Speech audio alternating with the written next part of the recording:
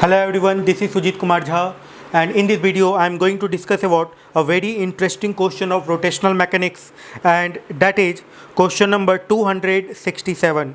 देखिए इस क्वेश्चन में ऑथर क्या कहना चाहते हैं. A uniform sphere of mass m and radius small r roll without sliding over a horizontal plane, rotating about a horizontal axis OA. In the process, the center of a sphere moves with velocity v along a circle of radius capital R. Find the moment of inertia of the sphere. देखिए आपने देखा होगा कि गांव में जब जो धान का खेती होता है, ठीक है, उसके बाद बैल को गोल गोल घुमाया जाता है ना. मतलब ये कुछ इस तरह का रहता है और वो फिर ऐसे करके पूरा घूमते रहता है बैल, और यहाँ पे कुछ धान वान रहता है, ठीक है.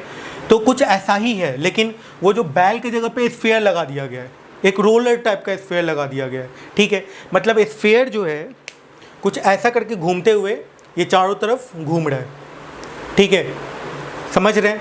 तो इस तरह के क्वेश्चन को बनाने के लिए, ऐसा यदि क्वेश्चन कहीं पर भी पूछ दिया जाए, तो मैं जो तरीका बता रहा हूँ एकदम सटीक तरीका, बहुत ही आसान तरीका है, वही मैं बता रहा हूँ. देखिए इस क्वेश्चन में जो कहना चाह रहे हैं ऑथर, वो क्या कहना चाह रहे हैं कि एक स्फीयर है जो कि एक हॉरिजॉन्टल प्लेन में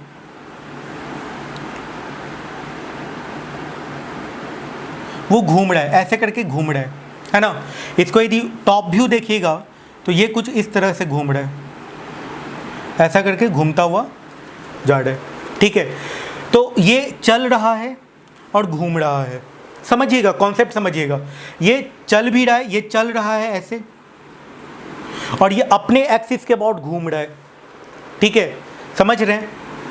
तो अपने एक्सिस के अबाउट जो घूम रहा है, ऐसे करके घूम रहा है, ठीक है. इस एक्सिस के अबाउट ये जो स्फीयर है ये कुछ इस तरीके से घूम रहा होगा, है ना. या आप ऐसे समझ सकते हैं, ये स्फीयर का यदि रेडियस है तो ऐसे करके घूम रहा होगा ये, है ना. तो इसमें घूम भी रहा है और चल भी रहा है. तो पहले घूमने वाले का काइनेटिक एनर्जी निकाल लेते हैं, फिर चलने वाले का काइनेटिक एनर्जी निकाल लेते हैं, जोड़ देते हैं, बन गया क्वेश्चन, ठीक है. चलने वाला काइनेटिक एनर्जी प्लस घूमने वाला काइनेटिक एनर्जी, ठीक है. तो काइनेटिक एनर्जी चलने वाला, ठीक है, ओके. तो चलने वाला जो काइनेटिक एनर्जी होगा ये किसके अबाउट चल रहा है, इस एक्सिस के अबाउट चल रहा है, ठीक है. तो इस एक्सिस के अबाउट आपको पहले मोमेंट ऑफ इनर्शिया कैलकुलेट करना होगा. ये स्फीयर है, इस एक्सिस के अबाउट स्फीयर का जो मोमेंट ऑफ इनर्शिया होता है वो 2/5 mr स्क्वायर, और ये रेडियस दिया हुआ है कैपिटल आर क्वेश्चन में, ठीक है. तो इस एक्सिस के अबाउट जो इसका मोमेंट ऑफ इनर्शिया हो गया I, that is equal to हो गया 2/5 mr स्क्वायर प्लस क्या हो गया m into capital R square. ये हो गया moment of inertia. Moment of inertia इस स्फीयर का इस एक्सिस के अबाउट, जिसके अबाउट ये घूम रहा है सर्कुलर पाथ पे, उसका मोमेंट ऑफ इनर्शिया हो गया 2/5 mr square plus mr square, m into capital R square. ये हो गया मोमेंट ऑफ इनर्शिया, ठीक है.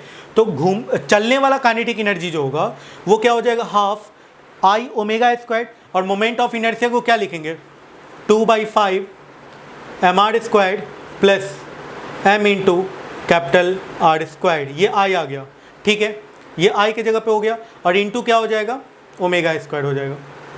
अब यहाँ पे ओमेगा का वैल्यू आपको कैलकुलेट करना होगा. देखिए ये इस तरफ कितने वेलोसिटी से चल रहा है, v से, ये डिस्टेंस कितना है, रेडियस कैपिटल आर है. तो यहाँ पर जो ओमेगा का वैल्यू आएगा वो कितने के बराबर आ जाएगा, v/r. तो पुट कर देते हैं v²/r². तो काइनेटिक एनर्जी जो चलने वाला काइनेटिक एनर्जी होगा, that kinetic energy will be equals to 1/2 2/5 mr square plus m into capital R square, और ओमेगा की जगह पे क्या लिख देंगे v²/r². इस तरीके से क्वेश्चन में चलने वाला काइनेटिक एनर्जी निकल जाएगा, ठीक है.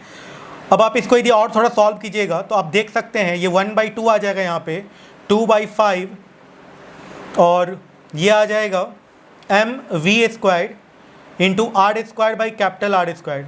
इससे जब मल्टीप्लाई होगा तो प्लस r² कट गया, और यहाँ पे आ जाएगा mv². कुछ ऐसा आएगा. ये चलने वाला काइनेटिक एनर्जी है.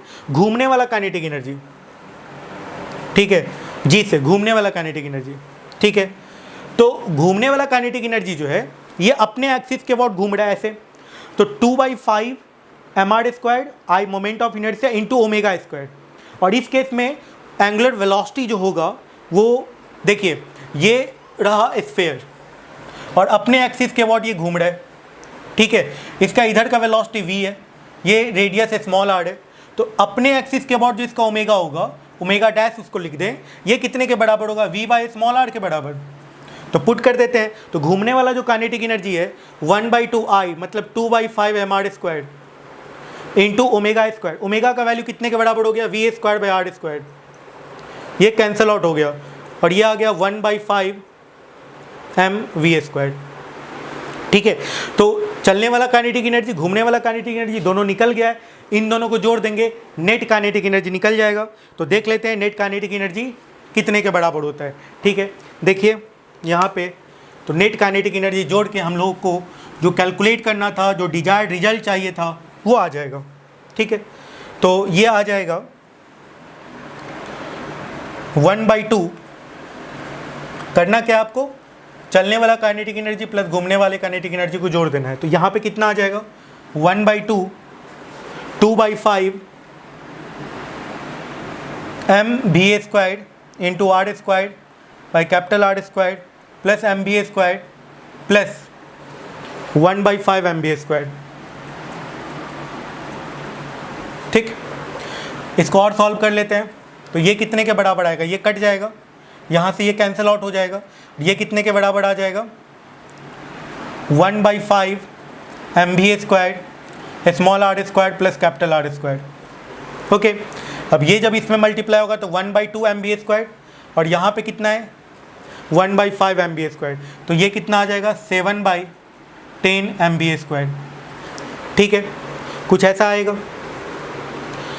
तो 7/10 mv² को यदि यहाँ से कॉमन कर लिया जाए, 7/10 mv² को यदि कॉमन कर लिया जाए तो ये 1 बचेगा, 1 प्लस यहाँ पे कितना बच जाएगा, यहाँ पे 5 है और ऊपर में 7 आना है, मीन्स 2/7 तभी तो ये 1/5 आ पाएगा।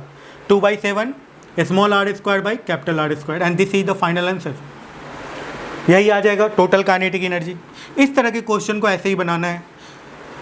ठीक है, बहुत टफ नहीं था, बहुत ही आसान क्वेश्चन था। चूँकि क्वेश्चन लोगों को समझ में उतने अच्छे से नहीं आ पाता है, इस कारण से वो इसको बहुत लेंदी करके बना देते हैं। लेकिन यदि आप समझिएगा तो यहाँ पे चल रहा है और घूम रहा है, इन्हीं दोनों का काइनेटिक एनर्जी चाहिए।